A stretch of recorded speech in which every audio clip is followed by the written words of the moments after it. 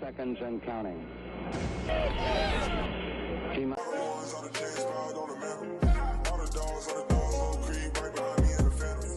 Are the Rockets interested in Jaden Ivey? Hey guys, it's Anish. I'm joined with DJ, and we have some NBA draft rumors for y'all. Apparently, according to ESPN draft guru and NBA insider Jonathan Givony, he says that the idea of constructing arguably the most explosive backcourt in the NBA is said to be intriguing for Rockets brass. So the pairing of Jaden Ivey and Jalen Green is what they're considering.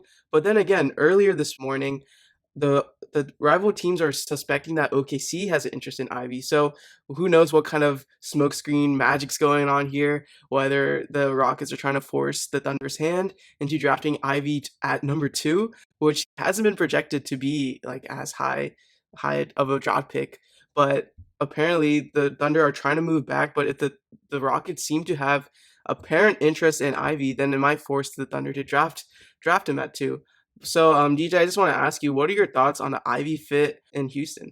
I mean, it's really honestly surprising at first. We really thought at the beginning that this was a consensus top three, draft prospects with Chet, Paulo, and Jabari. But now it's honestly like a consensus top 4, with Ivy really rising up, especially during these draft workouts and through the combine. But I mean, I don't hate it, but I don't love it either. I mean, we've seen that it does work. You can look at Golden State with their 3 guard lineup they have with Steph Curry, Klay Thompson, Jordan Poole, all ball handler shooters, and like they can like shot creators kind of. Klay less, but Curry and Poole doing that. And so three guard lineups aren't necessarily like something that don't work in the NBA. They're really fast, really explosive. They can really, they can just run in transition, shoot. And so the fit, the idea of it, like, it's interesting.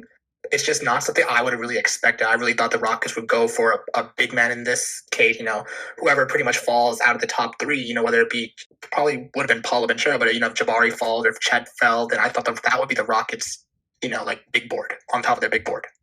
Yeah, I've seen that the Rockets seem to be relaxed in terms of what's going to happen in the draft. I don't expect them to move up or down. And just we don't know who their top 3 is. They obviously choose the third person out of their top 3 prospects, but who knows if Jaden Ivey is their third best prospect and they go BPA that way. But yeah, I just think it is a bit redundant getting Ivy and Jalen Green, both very athletic guards. But Jaden Ivey, he's a very interesting prospect. He is an elite athlete, and a lot of people say that about a lot of people. But when you just watch him like on film or even his highlights, his blow by speed, just going past guys, is absolutely insane. Like it really jumps out to you. He has like shades of like people say John Morant. I've seen Donovan Mitchell. I've seen Victor Oladipo. So really intriguing guy. A lot of people say he's the most pro ready or a very mature player, but he does struggle in terms of his 3-point shot seems inconsistent. He did improve by 10% freshman to sophomore year, but he does lack mid-range game and consistency in general in the 3-point range. He shot like 40% his first 25 games and then 25% his last like 15 games or something like that. So it's kind of inconsistent, but he does have great ability to finish around the rim.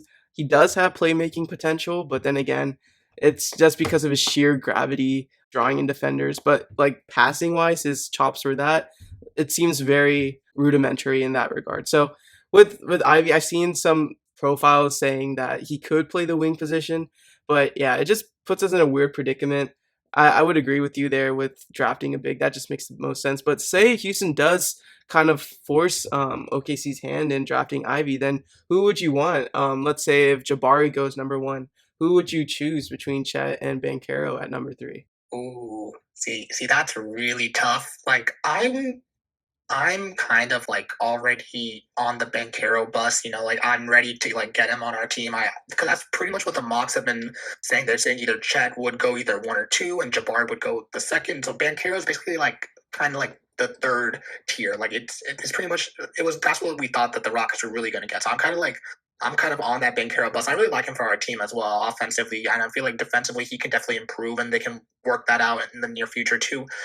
I think I would still go Banchero over Chet because Chet's frame just it scares me. It really does. As good of a player that he is, I just see him getting bullied for not only like the first like 2 or 3 years, but just like for like the majority of his career. I feel like the most that he can really like bulk up to is like what currently like Christian Wood is. Like you see him, he's sub 200 pounds. That's not good for a 7 footer.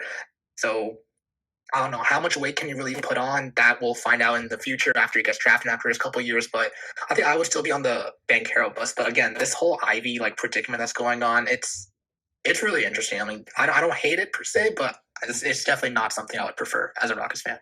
Like, I'm a huge proponent of like best player available, but at one point do you not consider fit? Because I know like you shouldn't just draft or not draft a guy because you do have players. Like if you strongly believe in a player, by all means go ahead and draft them. But you just consider the guard room that we have right now already. We already have Jacob, and then you have KPJ who adamantly wants to be point guard. And sure, this game is becoming very much positionless, but just for the sake of the title, KPJ wants to be point guard. You already have Jalen Green.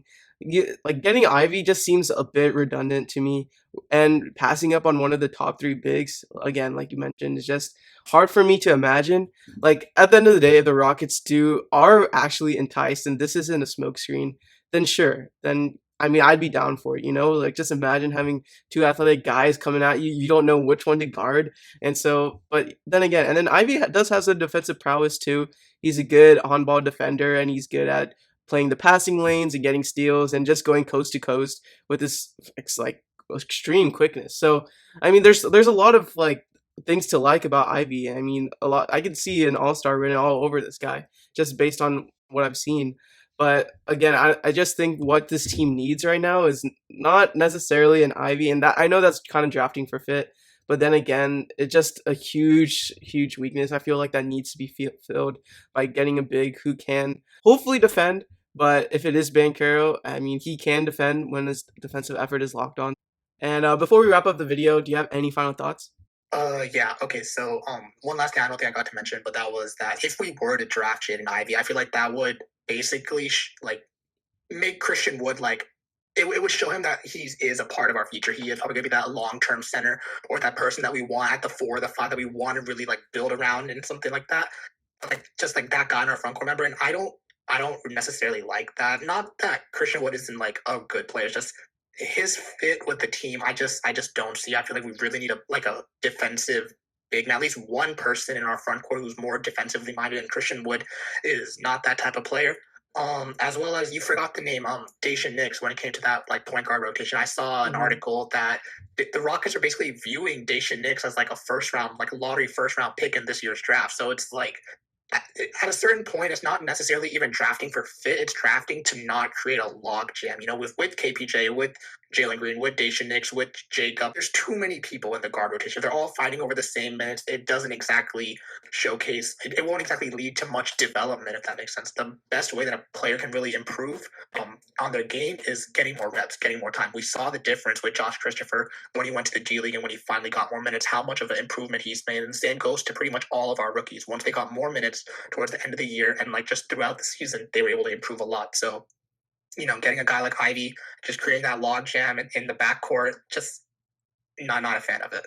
Let us know your thoughts on a potential Jaden Ivey in a Houston Rocket uniform. But yeah, that's it for the video. Let us know in the comments. And as always, be sure to like, subscribe, and turn on post notifications. Thank you all for watching. Peace.